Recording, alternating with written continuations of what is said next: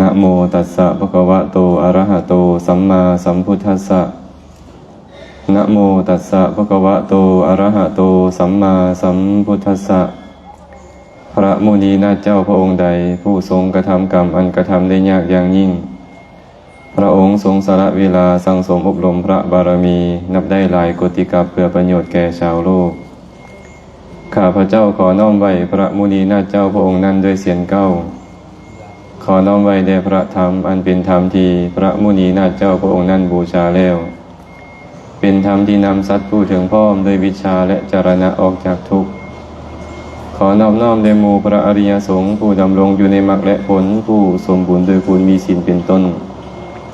ขอถวายความเคารพพระเถรานุเถระครูบาอาจารย์ทุกรูปทุกองค์ขอความสุขความเจริญจงบังเกิดมีแก่คณะเจ้าภาพเจ้าศรัทธาทุกคนทุกท่านได้ยินข่าวว่าทางเจ้าเมืองสามัคคีไสยเนาะก็ได้เข้ามาร่วมในการหัวหน้าแผนกแถลงข่าววัฒนธรรมแข็งตลอดถึงองค์การจัดตั้งทุกภาคส่วนที่เข้ามาร่วมก็ขออนุโมทนาบุญนำต่อไปพวกเขาร่วมกันฟังธรรมจากเด็กน้อยอังคโตเวปัสสนานังอะคังธัมมังวิชานาตังอะเคพุทเทปัสสนานังทักขิเนเยอนุตตเรอะเคธัมเมปัสสนานังวิราคูปัสสเมสุเขอะเคสังเคปัสสนานังปุญญเขเตอนุตตเรอาคาสมิงทานังทัตตังอาคังปุญญังปวัตติอาคังอายุจวันโนจายโสกิตติสุขังภาลังอาคาสาตตามิทาวีอาคาธัมมะสมาหิโตเทวภูโตมนุสโสวะอาคาปะโตปะโมทติ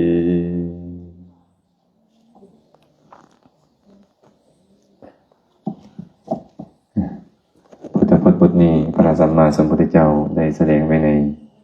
พระสุตตันตปิฎกคัมภีร์อังคุตตรนิกายจตุกนิบาตแต่ก่อนอื่นก่อนจะได้อธิบายขยายความของพุทธพจน์เบื้องต้นก็ขออนุโมทนานำคณะพระสงฆ์โดยเฉพาะแล้วก็ท่านพระอาจารย์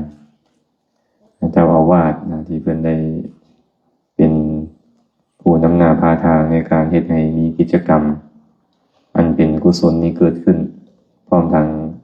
เจ้าภาพเจ้าสถาเมื่อสุขสุคนที่ได้สละทรัพย์สละเหงื่อแห้งสละกำลังมาร่วมกันเฮ็ดกิจกรรมอันเป็นมงคลนี้ให้เกิดขึ้นเขาเอิ้นว่างานเฉลิมฉลองพระไตรปิฎกถวายพระไตรปิฎกนะคำว่าพระไตรปิฎกคืออีหยังนะครูบาอาจารย์เพิ่นก็จะมาบอกให้ฟังในทรงปักคำเนาะก็จะบอกให้ฟังคร่าวๆว่าภาษาลาวเอิ้นว่าพระไตรปิฎกภาษาบาลีก็เตปิฎกังปิฎกก็คือกตาเนี่ยรู้จักกตาบ่กตาเนาะกตานี่นะเป็นบ่อนสำหรับใส่บรรจุสิ่งของกตาที่บรรจุพระธรรมเพิ่นก็เลยเอิ้นว่าไตรปิฎกปิฎกะนี่นะแปลว่าบ่อนบรรจุพระธรรมคำสอนของพระสัมมาสัมพุทธเจ้าเพิ่นแบ่งออกเป็น3โดยเป็นพระวินัยพระสูตรและพระอภิธรรมบางบ่อนเพิ่นก็จะแบ่งเป็น2คือพระธรรมและวินัยเนาะฉะนั้นที่พวกเขาเห็นตั้งอยู่ทางเทิงนี่ก็คือคำสอนที่พระสัมมาสัมพุทธเจ้าได้แสดงไว้ตลอดเวลา45ปีที่พระองค์ตรัสรู้เป็นพระสัมมาสัมพุทธเจ้าสมัยแรกๆยังบ่มีการบันทึกบ่มีการจดกายเนื่องจากคนสมัยก่อนมีปัญญาหลายแค่ฟังเทื่อเดียวก็จื้อเป็นภาษาบ้านเพิ่นเพราะฟังแล้วเพิ่นก็จื้อเลยเนาะเป็นภาษาบาลีที่เอิ้นว่าภาษามาคทีนั่นแหละภ ายหลังมานักปราชญ์อาจารย์ทั้งหลายก็มีความคิดเกิดขึ้นว่าคนต่อไปภายหน้าความอยากความต้องการกามคุณจะหลายขึ้นกิเลสจะหลายขึ้นสติปัญญาจะน้อยลงก็เริ่มพากันจานลงไปลานแล้วก็มีวิวัฒนาการมาเป็นปึ้มจนมาฮอดพวกเราปัจจุบันนี้หากถามว่าสิ่งที่มีอยู่ในปึ้มมันเป็นหยังก็บอกว่าคำสอนของพระสัมมาสัมพุทธเจ้าคำสอนของพระสัมมาสัมพุทธเจ้าภาคพระวินัยเนี่ยเป็นเหมือนกับกฎระเบียบของพระสงฆ์พระสงฆ์ต้องประพฤติตนแนวใดประพฤติต่อกันและกันแนวใดประพฤติต่อคฤหัสถ์ญาติโยมแนวใดเมื่อมีข้อผิดพลาดขึ้นแล้วอุบายวิธีในการแก้ไขแบบใดนั่นเป็นเรื่องเกี่ยวกับพระวินัยคันเล่มนี่ก็8 เล่มเนี่ยเฉพาะวินัยนี่นะคันผู้ใดอ่านจบก็จื้อได้พร้อมก็จะเข้าใจเพราะมันหลายเนาะส่วนพระสูตรก็อีก20 กว่าเล่มอีก20 กว่าเล่มเทียบเหลือก็เป็นอภิธรรมรวมทั้งหมดก็45 เล่มเพื่อนเอามาแล้วก็มาอ่านนำกันเลยนะมาอ่านนำกันให้ได้ความรู้ความเข้าใจจะได้เอาไปประพฤติปฏิบัติได้ก่อนจะมีพระไตรปิฎกนี่นะญาติโยมเฮาลืมบ่ได้ก็คือผู้ที่ประกาศพระไตรปิฎกแม้ผู้ใดประกาศพระไตรปิฎกพระอรหันตสัมมาสัมพุทธเจ้าแม่นบ่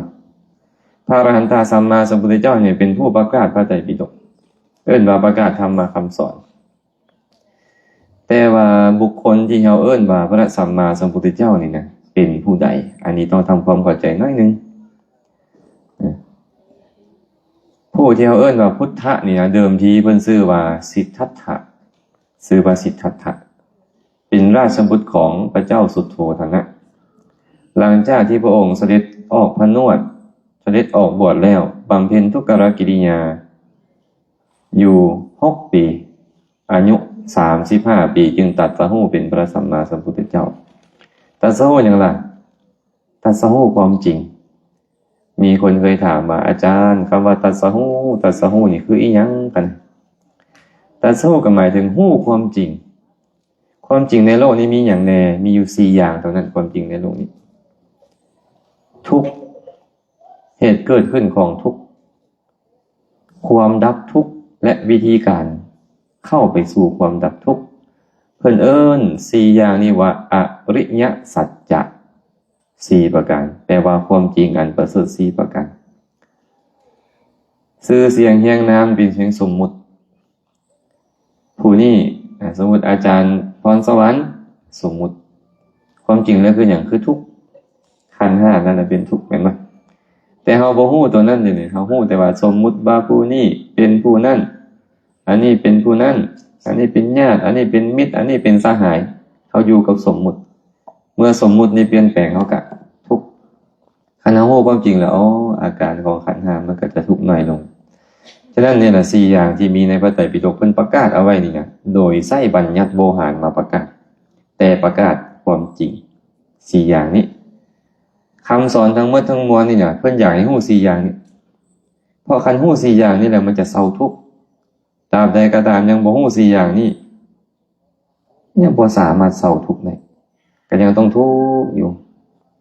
มีเงินหลายก็ทุกข์กันบ่ฮู้ความจริงอันนี้มียศถาบรรดาศักดิ์สูงส่งก็ทุกข์มีกำลังวังชาดีก็ทุกข์มีเครื่องอำนวยความสะดวกดีปานใดก็ทุกข์คันฮู้ความจริง4 อย่างตามความเป็นจริงแล้วความทุกข์มันจะผ่อนลงจากเป็นล้านมันก็เหลืออยู่5 6ลดลงหลายอีหลีแล้วฮู้ขึ้นไปเรื่อยๆจนเอิ้นว่าอรหัตตมรรคบรรลุเป็นพระอรหันต์แล้วทุกข์จะหายหมดเลยทุกข์ใจบ่มีเลยถึงทุกข์กายจะเกิดขึ้นแต่ทุกข์ใจบ่มีมันก็เอิ้นว่าได้รับปรมสุขเนาะฉะนั้นในพระไตรปิฎกครั้งที่เฮามาถวายครั้งนี้คืออยากมอบสิ่งที่ประเสริฐที่สุดให้ทุกคนได้ไปศึกษากันนะอยากมอบสิ่งที่ประเสริฐที่สุดให้ทุกคนไปศึกษาโดยเจ้าภาพเจ้าศรัทธาเพิ่นมีความคิดอยากให้ทุกคนได้เข้าใจในธรรมคำสอนเนาะฉะนั้นพระสัมมาสัมพุทธเจ้าจึงบ่เป็นคนธรรมดาบ่แม่นคนธรรมดาและเป็นพระพุทธเจ้าเลยเพิ่นเป็นมนุษย์ธรรมดาแต่บ่แม่นคนธรรมดาเพิ่นก็เป็นมนุษย์มีหูมีตาเหมือนกันกับพวกเราแ แต่เพิ่นบ่ธรรมดาเพราะเบื้องหลังของเพิ่นบ่ธรรมดาไม่อย่างเอิ้นว่าเบื้องหลังของเพิ่นการสั่งสมอบรมปารมี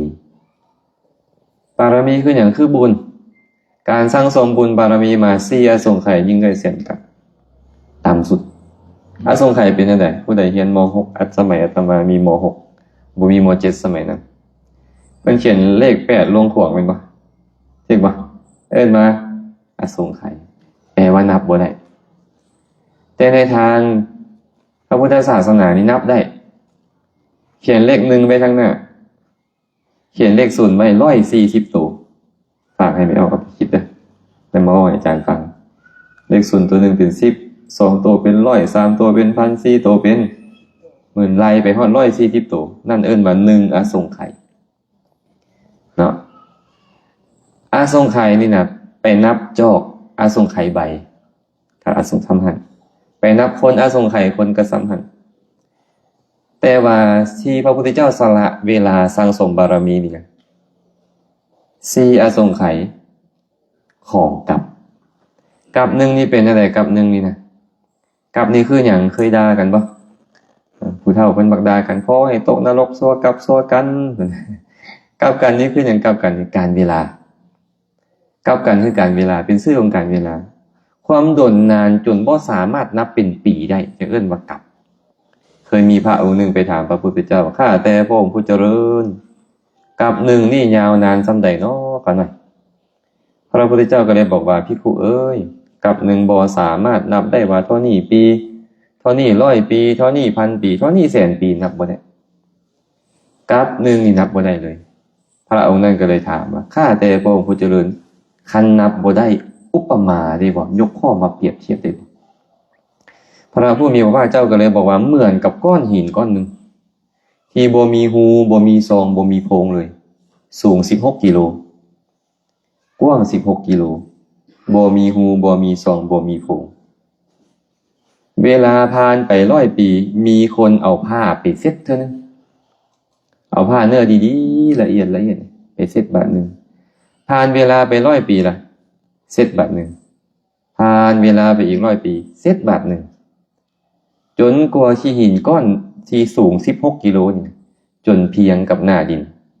มันซึกมันหล่อลงไปจนเพียงกับหน้าดินแต่กับหนึ่งยังบ่หมดไปนี่เอิ้นว่ากับหนึ่งเนาะแต่พระสัมมาสัมพุทธเจ้าของพวกเรานี่น่ะสละชีวิตเลือดเนื้อทรัพย์สมบัติบุตรภรรยาสิ่งต่างๆทั้งหมดทั้งมวลนี่นะใช้เวลา4อสงไขยของกับนี้เอา4อสงไขยมานับกับนี้และเศษอีกแสนของกับนี้ต้องเกิดและตายจากเทื่อเพิ่นเลยอุปมาให้ฟังว่าเลือดที่ไหลออกจากลำคอของเพิ่นตอนสร้างบารมีสละเลือดในลำคอนี่นะหลายกว่าน้ำในมหาสมุทรสละศีรษะของเพิ่นเองเพื่อให้ได้สัพพัญญูเป็นพระพุทธเจ้าหลายกว่าหมากพร้าวในโลกทั้งหมดนี่มีต้นมะพร้าวจากต้นโลกนี่ต้นนึงมีจักหน่วยแต่ต้องเสียหัวนี่นะยอมถูกตัดหัวแล้วเพื่อให้ได้บรรลุสัพพัญญูญาณหลายกว่ามะพร้าวในทรงภูทวีต้องถูกเจาะตาเอาคนนี้นะสละตาให้เป็นทานหลายกว่าดวงดาวในท้องฟ้าเคยนับดาวในท้องฟ้าบ่มีประมาณก่อนจะได้เป็นพระพุทธเจ้านี่นะนับย้อนกลับไปแต่นี่ขึ้นไป4อสงไขยยิ่งได้แสนกับก่อนจะถือพยากรณ์ว่าจะได้เป็นพระพุทธเจ้าในสมัยนั้นพระพุทธเจ้าพระนามวาทีปังกรอุบัติขึ้นมาในโลก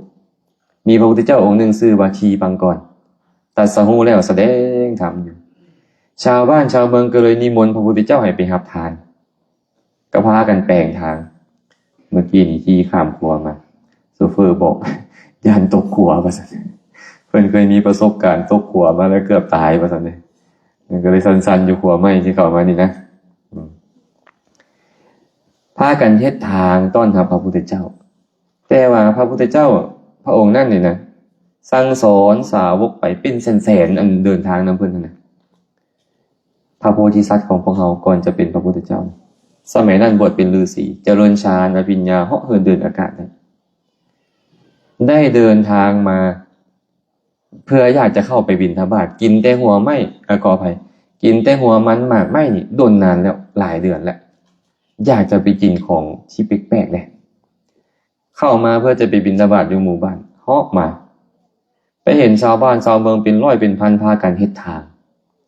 เกิดความสงสัยว่าเฮ็ดหยังเนาะฟ้าวลงไปแล้วก็เลยไปสอบถามพวกท่านเฮ็ดหยังข้าแต่ทานผู้เจริญพระอรหันตสัมมาสัมพุทธเจ้าพระนามวทีปังกรอุบัติขึ้นมาในโลกแล้วพวกข้าน้อยเตรียมต้อนรับการเดินทางของเพิ่นก็เลยพากันมาซ่อมแปลงหนทางได้ยินคำว่าพระพุทธเจ้านี่พุทโธคำนี้นี่นะมันเหมือนกับถือขวนไปจามหัวใจเหมือนถืออีหยังพาหัวใจเข้าไป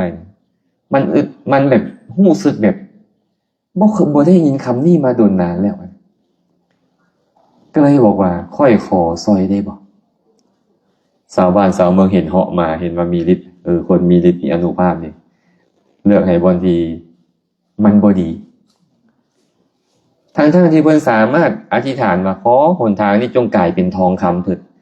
ก็สามารถเป็นทองคำได้หนทางต้อนรับแต่บ่มีประโยชน์มันว่าคันเพิ่นเฮ็ดแบบนั้นนี่ความเพียรของเพิ่นจะบ่เกิดขึ้นเลยกุศลมันจะเกิดขึ้นแค่ชั่วขณะจิตเดียวน้อยเดียวแต่หากเพิ่นคนขี้ดินนี่นะมาเพื่อปูหนทางมันจะได้ความเพียรไปเรื่อยๆกุศลจะเกิดขึ้นในใจเนี่ยตลอดหลายเวลาเลยก็เลยตัดสินใจขนขี้ดินมาขุดมาแล้วก็มาถมแต่ได้ความที่ตัวเองนี่เนาะมันบ่ได้มีกำลังที่จะต้องไปเฮ็ดแบบนั้นจนให้แล้วได้ก็เลยบ่คันแล้วพระพุทธเจ้าพระนามวทีปังกรมาก่อนเพิ่นก็ตัดสินใจอย่างแน่วแน่ว่าบอนที่เป็นตมนี่นะขอพระพุทธเจ้าและพระสงฆ์หลายหมื่นหลายแสนอย่าได้เหยียบไปเลยเอาผ้าหนังเสือเพิ่นปูลงนอนทาบลงบนแผ่นหนังเสือที่ปูขี้ตมขอพระพุทธเจ้าพร้อมด้วยพระสงฆ์จงเหยียบข้าน้อยข้ามไปเถิดลองคิดเบิ่งคนเป็นแสนเหยียบคนเดียวข้ามไปรอดบ่อาตมาบ่รอดแม่นบ่เพิ่นยอมสละชีวิตเพื่อบูชาพระพุทธเจ้าในครั้งนั้นนะยอมตายเพื่อให้พระพุทธเจ้านี่ได้ใช้อันบ่มีพระพุทธเจ้ามาเหยียบบ่มีพระสงฆ์มาเหยียบร่างกายนี้มันก็ต้องแตกทำลายต้องตายอยู่ดีจะประเสริฐขนาดใดก็ตามร่างกายนี้ต้องแตกทำลายต้องตายอยู่ดีค่อยจะใส่ร่างกายคนนี้เพราะว่าตลอดเวลาอันยาวนานค่อยบ่พ้อพระพุทธเจ้าชาตินี้ค่อยพ้อพระพุทธเจ้าแล้วขอเพิ่นพร้อมด้วยสงฆ์สาวกของเพิ่นต้องเหยียบค่อยนี้ไปยอมสละชีวิตแต่ว่าพระพุทธเจ้าบ่เหยียบก็เลยพยากรณ์เพิ่นว่าบุรุษคนนี้ฤาษีคนนี้จะเป็นพระสัมมาสัมพุทธเจ้าพระนามว่าโคตมะโคดมในการล่วงไป4อสงไขยยิ่งด้วยแสนครับเพิ่นได้ยินคำนี้พระพุทธเจ้าพระนามวทีปังกรกับผ่านไปแล้วก็ไปรับทานของญาติโยมเพิ่นได้ยินคำนี้เพิ่นก็เลยมาระลึกถึงธรรมที่จะเฮ็ดให้เป็นพระพุทธเจ้าแม่นหยังแดเพิ่นก็ระลึกไปเห็นทานปารมีศีลปารมีเนกขัมมะปารมีปัญญาปารมีขันติวิริยะขันติสัจจะอธิษฐานเมตตาอุเบกขาบารมี10ประการต้องเฮ็ดให้บริบูรณ์คันมื้อใดก็ตามบารมีนี้สมบูรณ์มื้อใดมื้อนั้นจะตรัสรู้เป็นพระพุทธเจ้าหลังจากนั้นอธิษฐานบารมีแผ่นดินหวั่นไหวไปทั่วชาวบ้านชาวเมืองย้านหลายเข้าไปหาพระพุทธเจ้าพระนามวทีปังกรสอบถามว่าเป็นอีหยังกันไหนเรื่องอีหยังจะเกิดขึ้นพระพุทธเจ้าก็เลยบอกว่าค่อยพยากรณ์ผู้ใดว่าจะเป็นพระพุทธเจ้าผู้นั่นกำลังอธิษฐานพุทธการกธรรมอาจจะเป็นเครื่องดำเนินไปสู่ความเป็นพระพุทธเจ้าตอนที่เพิ่นกำลังจะถึกพยากรณ์นั่นนะเพิ่นได้ระลึกอยู่ในใจพระพุทธเจ้าก็ตัดเป็นคาถาอันนี้ว่าเป็นภาษาลาวให้ฟังเลยเพิ่นบอกว่าเมื่อเฮานอนอยู่ถึงพื้นแผ่นดินความคิดได้เกิดขึ้นในใจของเฮาว่าหากเฮาอยากจะเป็นพระอรหันต์ตอนนี้ก็สามารถเผากิเลสและเป็นพระอรหันต์ได้เลยตอนที่เพิ่นจะถึกพยากรณ์นี่นะเพิ่นสามารถฟังธรรมแม่เล็กน้อยแล้วบรรลุเป็นพระอรหันต์ได้เลยแล้วบ่ต้องมาเวียนว่ายตายเกิดอีกบ่ต้องมาถูกคนด่าคนว่าคนทุบคนตีบ่ถึงถูกฆ่าถูกแกล้งบ่ต้องทุกข์ทรมานเพราะโรคภัยไข้เจ็บอีหยังตลอด4อสงไขยยิ่งด้วยแสนกับนี้แต่จะมีประโยชน์หยังที่เฮาจะข้ามพ้นจากทุกข์ไปด้วยเพศที่ผู้ใดบ่ฮู้เลย จะประโยชน์อีหยังด้วยลูกผู้ชายผู้มีกำลังคือเฮานี่นะจะข้ามความทุกข์ไปผู้เดียวเพิ่นบอกว่าเพิ่นข้ามทุกข์เพิ่นข้ามได้ผู้เดียวแต่ว่าเฮามีกำลังขนาดนี้นะกำลังใจเฮาเข้มแข็งขนาดนี้นี่นะเฮาจะข้ามทุกข์ไปผู้เดียวได้จังได๋เฮาบรรลุสัพพัญญุตญาณเป็นพระพุทธเจ้าในโลกพร้อมทั้งเทวโลกแล้วจะนำสัตว์ทั้งหลายให้ข้ามพ้นเป็นจะมีประโยชน์อีหยังด้วยลูกผู้ชายผู้มีกำลังจะข้ามไปผู้เดียวล่ะเฮาข้ามพ้นจากวัฏสงสารได้แล้วจะนำสัตว์ทั้งหลายข้ามพ้นกันไปนั้นด้วยการกระทำอันยิ่งใหญ่ของลูกผู้ชายผู้มีกำลังนี้บรรลุสัพพัญญุตญาณแล้วจะนำสัตว์ทั้งหลายให้ข้ามพ้นไปกับค่อยขึ้นสู่ธรรมนาวา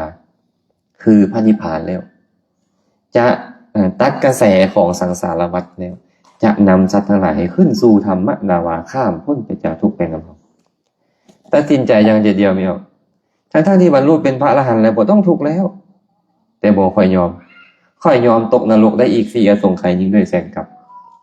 ค่อยยอมถือคนเอามีดมาแทงคอค่อยเนี่ยตลอด4อสงไขยยิ่งด้วยแสนกับค่อยยอมถือคนเอามีดมากรีดหัวใจค่อยออกนี่นะตลอด4อสงไขยยิ่งด้วยแสนกับนี่ค่อยยอมถือคนเอามีดมาเจาะตาค่อยนี่ตลอด4อสงไขยยิ่งด้วยแสนกับค่อยยอมสละบุตรภรรยาทรัพย์สมบัติทุกสิ่งทุกอย่างตลอด4อสงไขยยิ่งด้วยแสนกับเพื่อประกาศธรรมะคำสอนและขนสัตว์ให้ออกจากวัฏสงสารน้ำค่อยขอซ้ำนี่ไม่ออกเลยเพิ่นอยากได้แต่ซ้ำนี่แต่ให้เพิ่นตายจากรอบให้เพิ่นชื่อฆ่าชื่อแกงจากรอบเพิ่นยอมหมดให้เพิ่นตกนรกตลอด4อสงไขยยิ่งด้วยแสนกับทุกทรมานอยู่เพิ่นก็ยอมอยากได้คำเดียวคือสัพพัญญุตญาณเพราะสัพพัญญุตญาณนี่มันตรัสรู้ทุกอย่างแล้วจะสั่งสอนทุกคนให้พ้นทุกข์เป็นนำเพิ่นมีผู้เดียวในโลกเฮ็ดแบบนี้ได้มีคนน้อยคนที่คิดแต่เฮ็ดได้นำนี่มีผู้เดียวนี่ในโลกเพิ่นจึงได้ชื่อว่าอนุตตรบุคคลผู้บ่มีผู้อื่นเทียบเสมอเหมือนได้เสียสละเวลาไป4อสงไขยยิ่งด้วยแสนกับมาตรัสรู้แล้วสั่งสอนธรรมะให้สาวกทั้งหลายแล้วและตายไปแล้วคือเหมือนกับบ่มีประโยชน์เลยเนาะแม่ผู้ใครเนาะเฮ็ดมาตั้งหลวงตั้งหลายสุดท้ายเป็นพระพุทธเจ้าอยู่45ปีตายไปแล้วคนก็ลืมคันพวกเฮาลืมเพิ่นอีกนี่คือว่าพวกเฮานี่อาภัพขนาดนี้เนาะอาภัพหลายขนาดพ่อแม่เฮาผู้เพิ่นเลี้ยงเกลือเฮามานี่ให้เฮามีชีวิตอยู่มาได้สำนี้เพิ่นยังมีพระคุณหลวงหลายภายมากขนาดนั้นแต่อันนี้สละทุกสิ่งทุกอย่างเลยเพื่อพวกเฮามา4อสงไขยยิ่งด้วยแสนกับแต่ว่าตายไปแล้วเนี่ยแต่ก่อนตายพระพุทธเจ้าตรัสกับพระอานนท์ไว้แบบนี้ว่าโยโวอานันทมยาธัมโมจะวินโยจะเฮสิโตปัญญโตโซโวมะมัจจเยนะสัทธาอานนท์เอ๋ยธรรมใดที่เฮาแสดงไว้แล้ววินัยใดที่เฮาบัญญัติไว้แล้วธรรมและวินัยนั่นจะเป็นศาสดาผู้สั่งสอนพวกเจ้าเมื่อเฮาล่วงลับดับขันไปแล้วเพิ่นบ่ได้ฝากศาสนานี้ไว้นำไผบ่ได้บอกว่าให้ผู้นั้นได้สั่งสอนพวกเจ้าบ่ธรรมใดวินัยใดที่เพิ่นแสดงไว้แล้วให้พวกเจ้าเคารพเหมือนกับพระพุทธเจ้าจะเป็นศาสดาผู้สั่งสอนพวกเจ้าเนี่ยตอนนี้เพิ่นบันทึกไว้ใน45เล่มนี้แล้วถ้าพวกเขาบ่เข้าไปหาพระศาสดาของพวกเขาละเลยพระไตรปิฎกละเลยธรรมะคำสอนก็ถือว่าเขาอยากทิ่มพระพุทธเจ้าผู้เสียสละทุกสิ่งทุกอย่างมาเพื่อพวกเขาอาตมาว่าพวกไม่ออกนี่ควร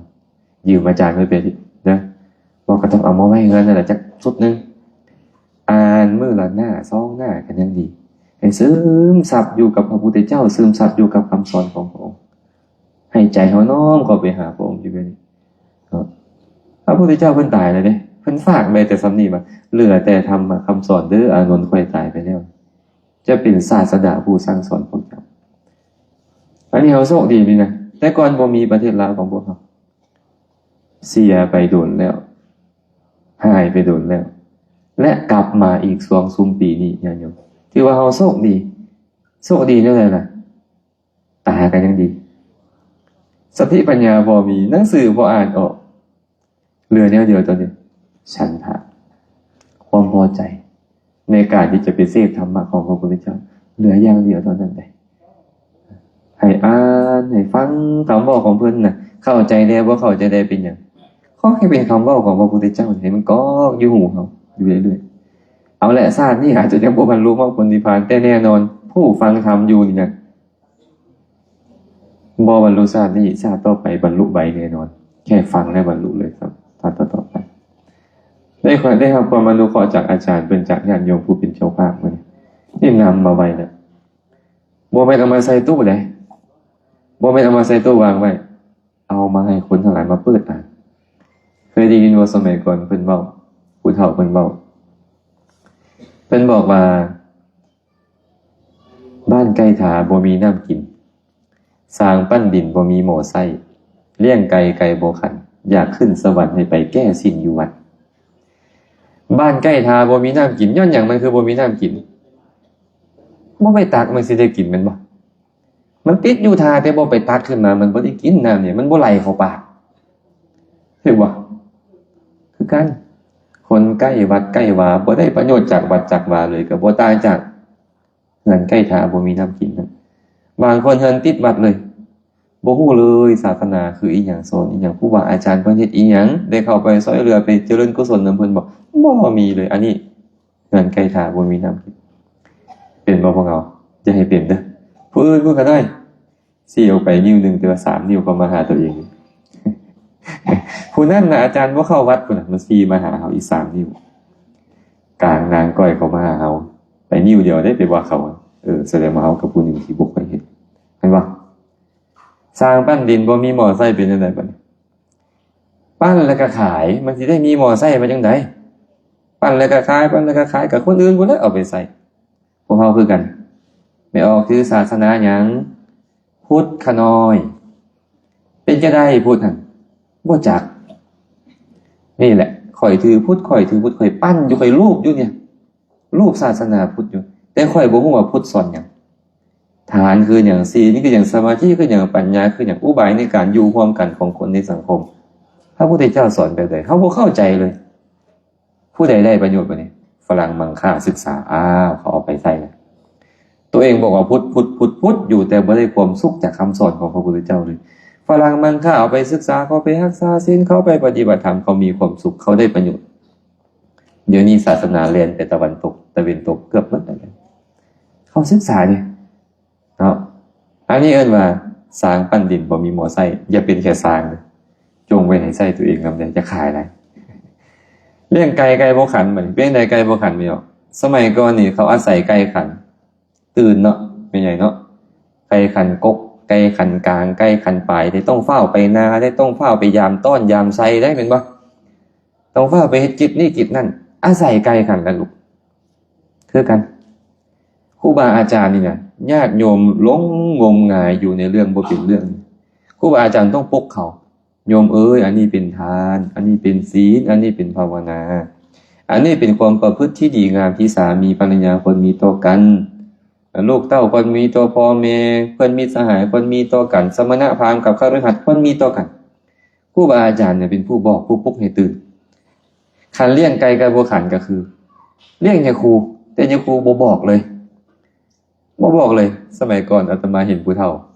ตื่นแต่เช้าตำแจ่วตำปนไปเด็ดผักกระทงกระถิน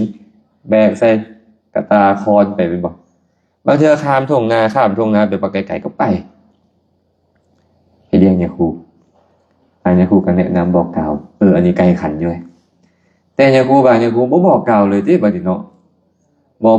กล่าวบ่แนะบ่นำบ่ปลุกเขาให้ตื่นเขาถึกไสยศาสตร์ครอบงำไสยศาสตร์เป็นอย่างไสยศาสตร์ศาสตร์แห่งความลับนอนเฮ็ดให้สติปัญญาบ่ตื่นหลงไหลงมงายอยู่นี่แหละพุทธศาสตร์ก็คือศาสตร์แห่งการตื่นรู้บ่ปลุกเขาเลยเอิ้นว่าเลี้ยงไก่บ่ขันเฮ็ดจังได๋เลี้ยงไก่บ่ขันนี่ขาต้มเด้อ ขาต้มแต่ครูบาอาจารย์ต้องเป็นไก่ที่ขันเนาะต้องไก่ที่ขัน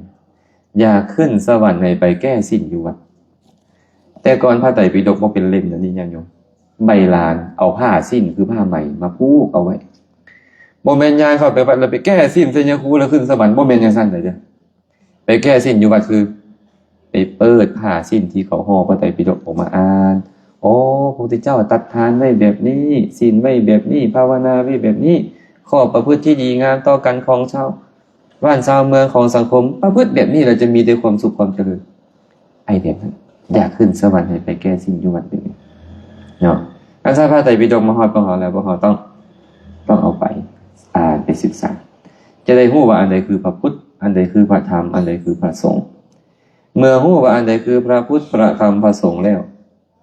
เราจะได้ความเลื่อมใสเมื่อได้ความเลื่อมใสแล้วสิ่งที่ประเสริฐมันจะไหลตามมาศรัทธามันเกิดขึ้นมันจึงจะเฮ็ดทุกสิ่งทุกอย่างได้เด้อาตมาเชื่อว่าทุกคนที่มานั่งอยู่นี่คันบ่มีศรัทธามาบ่ได้เห็นบ่จะเฮ็ดกระเป๋าอันแบรนด์เนมออกมาแล้วจกเงินออกมาได้นี่คันบ่มีศรัทธาเฮ็ดบ่ได้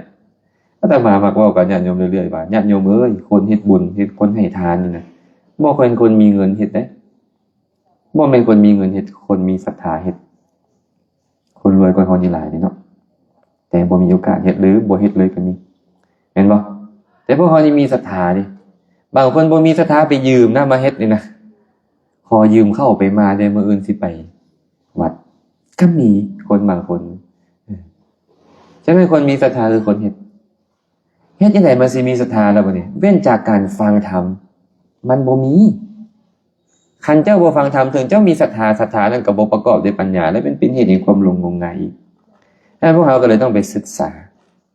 อ่านเรียนรู้เข้าหาครูบาอาจารย์เราต้องศึกษาดิคันมีศรัทธาและเข้าใจกันไปโอ้พระพุทธเจ้าคือแบบนี้อันใดเอิ้นว่าเป็นพระอรหันต์อันใดเอิ้นว่าตรัสรู้ชอบได้โดยพระองค์เองอันใดเอิ้นว่าถึงพร้อมด้วยวิชาและจรณะอันใดเอิ้นว่าเสด็จไปดีแล้วเอิ้นว่าฮู้แจ้งโลก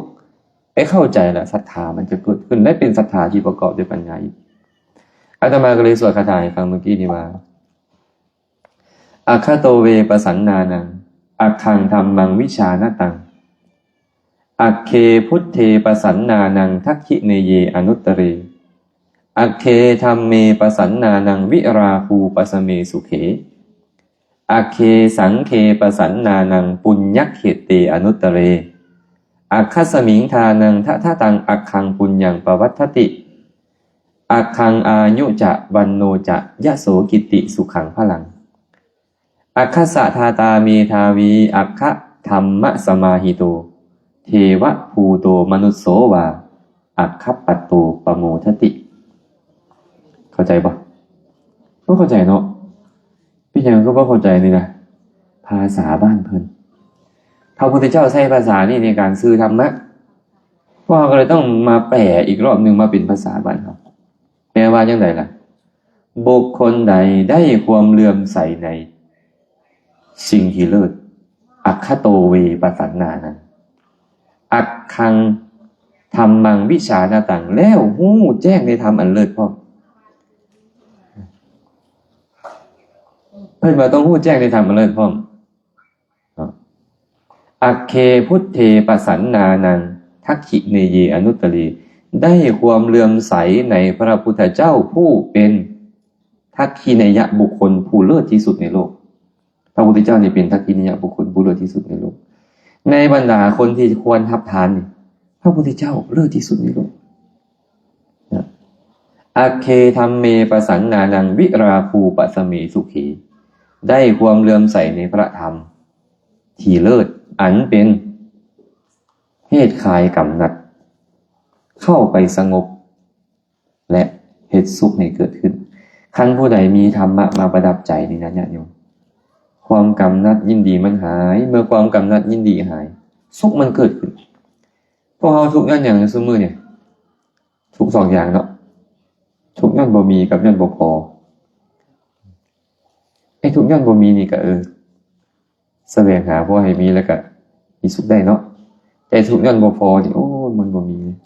มันเอาหยังมาถมก็บ่เต็มมันไอ้ความอยากได้ความบ่พอไอ้ทุกตัวนี้นี่รวยล้นฟ้ามันก็ยังทุกข์ตัวนี้ย้อนหยังมันจึงเป็นไปนั่นตัณหามันบกพร่องอยู่ตลอดเลยความอยากของพวกเรานี่แหละคันอยากได้สมมุติพอออกนี่นะอยากได้สิ่งนี้แต่บ่ได้ตั้งใจเป็นนั่นแหละทุกข์บางคนบ่ทุกข์ได้ให้ค่ำควรทุบบางคนฆ่าตัวตายกันแม่นบ่ ทั้งที่มีคนอื่นอีกเลยสมบูรณ์ก็คืออีกหลายล้านคนหลายร้อยล้านคนหลายพันล้านคนซ้ำแต่ว่ามันความบ่พอมันเป็นเนี่ยไอ้ตัวต้นตอของทุกข์มันคือความบ่พอในใจเขานี่เพิ่นเลยใช้โวหารมาตัณหาความอยากความต้องการคันบ่เอาธรรมะมาบำบัดเนี่ยมันบ่ได้ตัวเนี้ยพระพุทธเจ้าก็เลยบอกว่าอักขังอัคเคธัมเมปสันนานังวิราคูปัสมีสุขีธรรมอันเลิศเนี่ยมันเข้าไปกำจัดความกำหนัดเข้าไปสงบกิเลสที่มันเดือดดาลในใจและเหตุสุขให้เกิดขึ้นอัคเคสังเคปสันนานังปุญญเขติอนุตตรีได้ความเลื่อมใสในพระสงฆ์ผู้เป็นบุญญาเขตอันยอดเยี่ยมในโลกบุญญาเขตเป็นวันนาบุญนานี่นะขั้นดินดีก็ได้ผลดีมั้ยขั้นดินบ่ดีก็ได้ผลบ่ดีบุญนี่เวลาเราไปปลูกลงนาบุญคือกันคันนาบุญบ่ดีผลบุญนั้นก็บ่ดีตามกระสั้นในบรรดานาบุญนี่นะเพิ่นบอกว่าพระสงฆ์ยอดเยี่ยมในโลกพระสงฆ์แม่นไผนั่งอยู่นี่บ่พระสงฆ์บ่แม่นอันนี้สมมุติสงฆ์คือตัวแทนสงฆ์พระสงฆ์แท้ๆก็คือโสดาบันสกทาคามีอนาคามีและพระอรหันต์แต่พวกอาตมาเป็นเพียงตัวแทนสงฆ์เป็นตัวแทนสงฆ์คือเราต้องเข้าไปฮู้คุณของพระสงฆ์นั่นก่อนจึงได้ความเลื่อมใสในพระสงฆ์เนาะเพราะพระสงฆ์เป็นบุญญาเขตอันยอดเยี่ยมอาคัสมิงทานังถ้าตังอักขังปุญญังปวัตถติอักขังอายุจวันโนจะยะโสกิติสุขังพลังบุคคลใดก็ตามได้ให้ทานในทานผู้เลิศ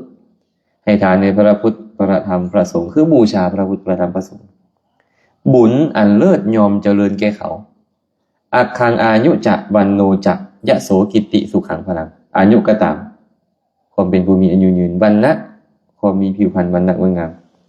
ยะโสยศศักดิ์บริวารกิติทรัพย์ชื่อเสียงสุขังความสุขพลังความเป็นผู้มีแห่งกายดีสิ่งอันเจริญทั้งหลายเหล่านี้ย่อมมีแก่เขาอัคคัสสะทาตามีทาวีอัคคะธรรมะสมาหิโตบุคคลใดก็ตามเป็นเมธาวีบุคคลเป็นนักปราชญ์บัณฑิตผู้มีปัญญาให้ทานแล้วในทานผู้เลิศนั้นตั้งมั่นแล้วในธรรมอันเลิศผู้ใดได้ให้ทานในพระพุทธพระธรรมพระสงฆ์ผู้นั้นชื่อว่าตั้งมั่นในธรรมอันเลิศนำปฏิสถานอยู่ในธรรมอันเลิศเทวะภูโตมนุสโสวาอัคคัปปัตโตปโมทติเขาจะเป็นเทวดาก็ตามจะเป็นมนุษย์ก็ตามยอมเข้าถึงฐานะอันเลิศบันเทิงอยู่จะเป็นมนุษย์เป็นเทวดาก็เป็นผู้เลิศกว่าคนอื่นเทวดาทุกข์กับมนุษย์ก็มีมั้ยเทวดาบางจำพวกทุกเลาะเล็มกินเศษอาหารก็มีได้เทวดาผู้บ่มักให้ไปเกิดเป็นเทวดาได้เพราะศีลแต่ว่าทานบ่มักให้ก็เลยทุกข์ยากลำบากกันแต่ว่าบุคคลกตะใดก็ตามเลื่อมใสในธรรมอันเลิศตั้งมั่นในธรรมอันเลิศได้ให้ทานแก่ทานผู้เลิศอยู่ผลอันเลิศก็ยอมปรากฏมีเขายอมบันเทิงตั้งมั่นในธรรมอันเลิศบันเทิงมีสุขอยู่และแน่นอนผู้มีความเลื่อมใสในพระพุทธพระธรรมพระสงฆ์บ่หลุดพ้นจากทุกข์นี่บ่มีดอกสุดท้ายแล้วก็คือต้องพ้นจากทุกข์แน่นอนเนาะจังมงเลยนี่นะยังเท่าไหร่โอ้ยเวลาคือหน่อยทีนี้เนาะมีเรื่องอีกหลายอย่างมันอยู่ในใจอันเนี้ยมันอยากไหลออกมา แต่ว่าคงจะบ่ทันตอนนี้หิวแล้วคือกันเนาะการนำพุทธโพธิพุทธเจ้าตรัสไว้นี่แหละว่าบุคคลใดก็ตามเด้อได้เลื่อมใสในทานผู้เลิศคือพระพุทธเจ้าผู้เลิศพระธรรมอันเลิศพระสงฆ์ผู้เลิศผลอันเลิศยอมลังไหลไปหาบุคคลนั้นแต่การที่พวกเขาจะมีศรัทธาเลื่อมใสได้ต้องมีการฟังธรรมเอาเกิดว่าผู้บาอาจารย์บ่มีเวลาให้เฮาในการที่จะมาเทศน์ให้เฮาฟังนี่พระไตรปิฎกเอามาอ่านเรื่อยๆสิเรื่อยๆพวกเราจะได้ศรัทธาและศรัทธาที่ถูกต้องยิ่งขึ้นประกอบด้วยปัญญาศรัทธาที่ประกอบด้วยปัญญาจะเฮ็ดให้เฮาเดินทางไปตรงฉะนั้นมื้อนี้ก็คงจะบ่ได้ใช้เวลาเกินไปกว่านี้เนื่องจากเวลามีจำกัดก็ขอจบการกล่าวปกิณกสาระธรรมลงเพียงเท่านี้ก่อนขออนุโมทนาบุญนำ พ่อแม่ครูบาอาจารย์พระสงฆ์สามเณรตลอดถึงคณะเจ้าภาพเจ้าศรัทธาเมื่อสุขุสุคน ขอให้บุญกุศลที่เกิดขึ้นในครั้งนี้จงเป็นปัจจัยอำนวยอวยใจให้ทุกคนทุกท่านจงได้ประสบพบเจอแต่ความสุขปราศจากทุกข์ทั้งปวงหากปรารถนาสิ่งหนึ่งประการใดอันเป็นไปในทางที่ชอบประกอบด้วยธรรมแล้วก็ขอให้ความปรารถนาของทุกคนทุกท่านจงสำเร็จโดยทั่วกันทุกท่านทุก